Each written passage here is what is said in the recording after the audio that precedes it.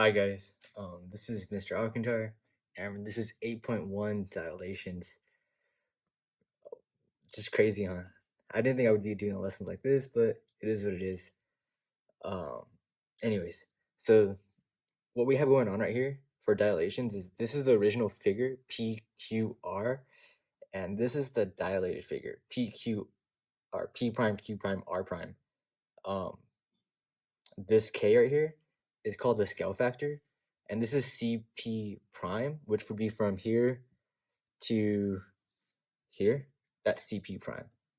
Okay, and then CP is the original, which is just from here to here. Okay. In this case, because CP prime is bigger than CP, this scale factor is going to be greater than 1.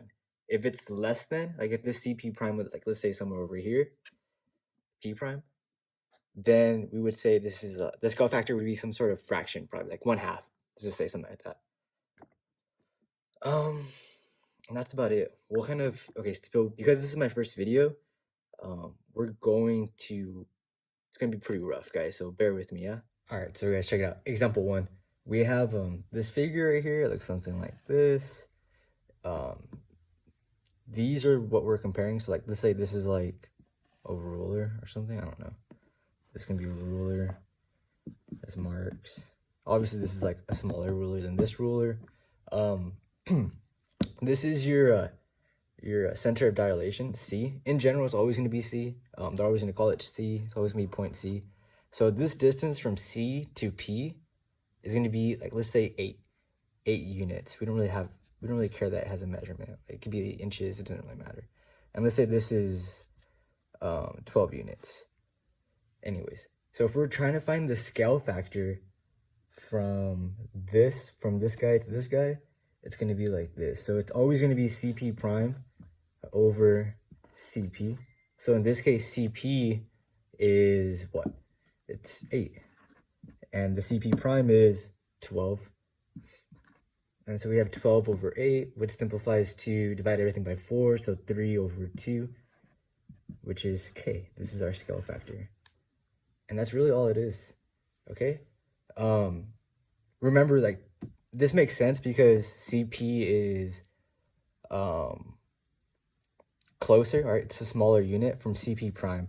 If CP prime was closer, like, let's say, like, right here, like, let's say this is P prime, then this would have been some smaller fraction, okay? So just keep that in mind. It's not always gonna be like greater than 1. It can be less than 1.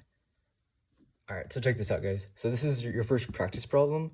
So at this point, you want to pause the video and then try it on your own, just like maybe quickly, maybe even do it in your head real fast, and then I'll go over it, okay? So pause the video, and at this point, you probably already paused it, so let's do it. So they give you CP prime is equal to 3, and then CP equals 12. So we know to find the scale factor, it's always going to be CP prime over CP. Since they give us CP prime is 3, we know it's going to be 3 over CP, which is 12. So this is going to be 1 over 4. That's our scale factor. Something I forgot to go over was that because this is smaller than 1, less than 1, this is going to be a reduction. Like the previous example would have been an enlargement. So enlargement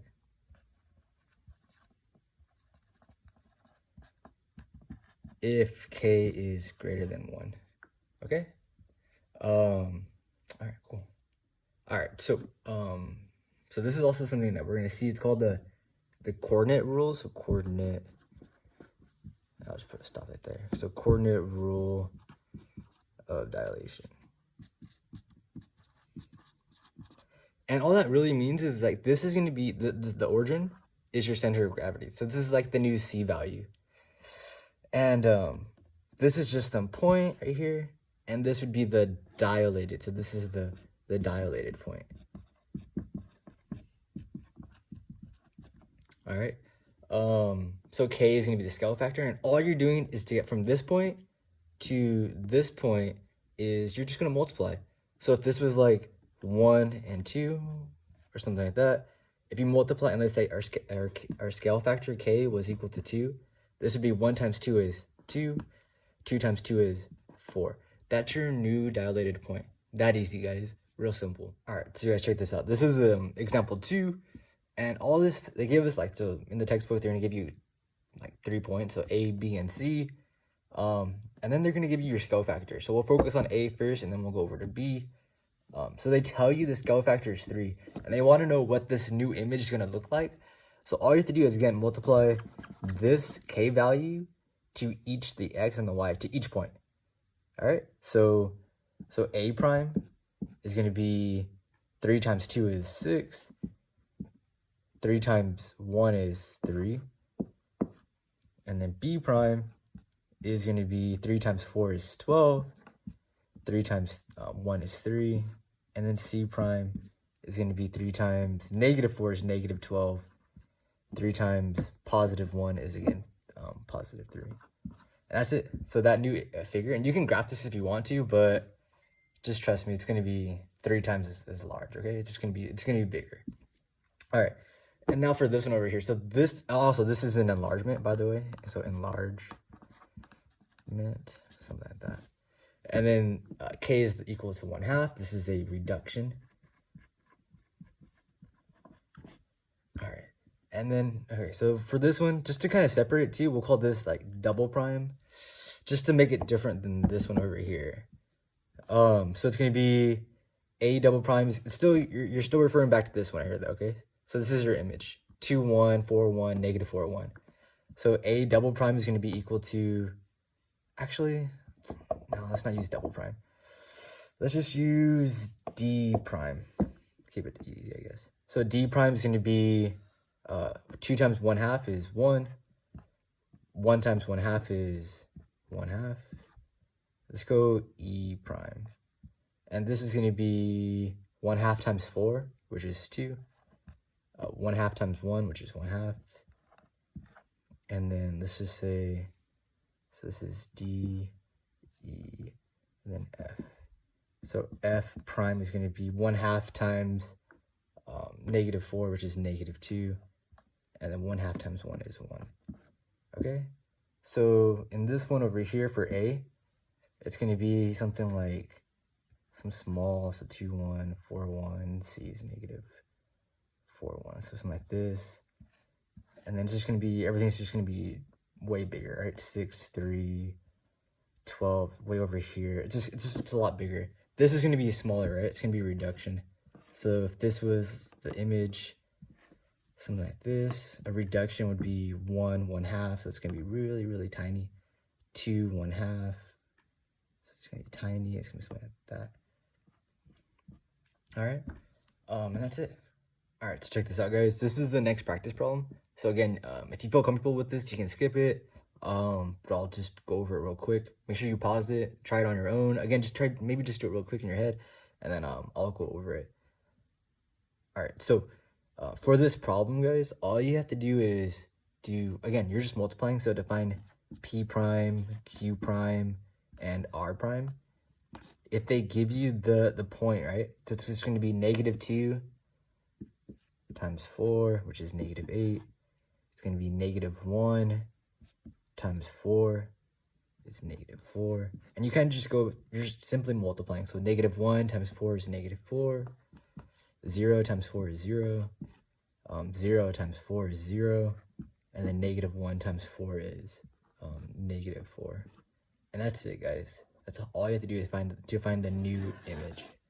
Really not that bad. All right, so guys, so for this last example last, you're given a magnifying glass, and like, let's say this is a spider. We can call him Bob, Spider Bob. And so this little guy we're magnifying, this is you, by the way. Oh, I don't know. I guess like, I don't know. You're holding a magnifying glass with a stick that goes in the air. It's complicated, right? Anyways, so so they tell you the magnifying glass is a times 6. So if this is 1.5 meters, so like, no, centimeters, my bad. So like logically, if this is times 6, you would just multiply 1.5 times 6, and that's going to be your solution, right? If they did want you to set it up using scale factors, so this right here, this times 6 would be your scale factor.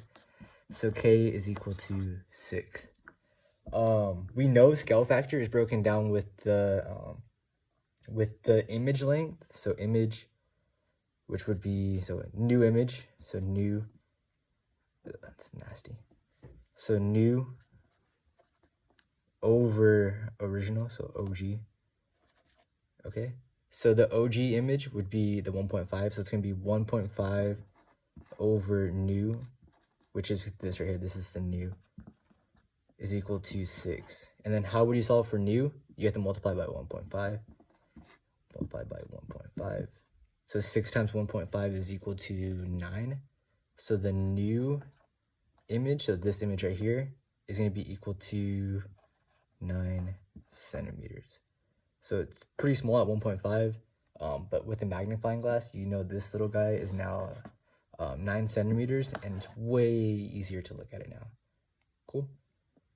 And then we'll give him, like, I don't know, a top hat, I don't know. Alright, so guys, so this is our last practice problem. So you can either pause the video, try it, just real quickly in your head. Either way, I'm gonna go over it. So check this out. So they give you a scenario. So this is your, so these are eyeballs really. Actually, they're the same eyeball, technically. And let's say you go to the doctor's office and they dilate your eyeball. So this is how it starts off. So this is like the original. So this is the OG. And this is the new dilated eyeball. So dilated eyeball. And they want us to find the scale factor, right? So we know the scale factor k is equal to the new image over the original, so the OG image. So if this is how it started off, so this is going to be 4.5 millimeters, and it goes to 8 millimeters. So it's going to be k, our scale factor, is equal to 4.5. No. The new image, I'm sorry, is this one right here. So it's going to be 8 millimeters over 4.5 millimeters. And you just simply put that in your calculator, and it should give you k is equal to 16 over 9. Yeah. 16 over 9. Or some sort of fraction, like decimal, would be what, 1 point something, very close to 2. That's it though, okay? So that's it.